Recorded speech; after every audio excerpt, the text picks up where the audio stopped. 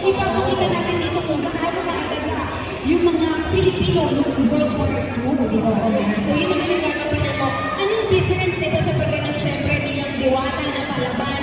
Anong job naman ang ginawa mo dito sa role mo sa Pulang Araw? Alam mo dito kasi sa Pulang Araw, difference kasi dito sa mga ginawa ko sa Encantadia, ano ko magdiwata, sa Orduha, Princess din ako. Ito naman ngayon ang Pulang Araw, kung saan ang katapangan, lumalaban ako na hindi lang gamit ang sandata, kundi ang utak at puso. So yun yung makikita natin dito sa Pulang Araw.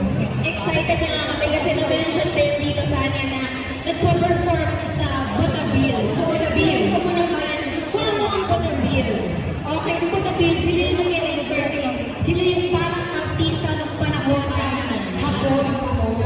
So syempre, sila yung nag-entertain sa mga Pilipino, kaya nung dumating na yung World War II, sila pa rin yung nandun para, actually nag-ipaglaban sila na para sa mga Pilipino kung makasa na magpasaya sila ng panahon yun. Yes, correct.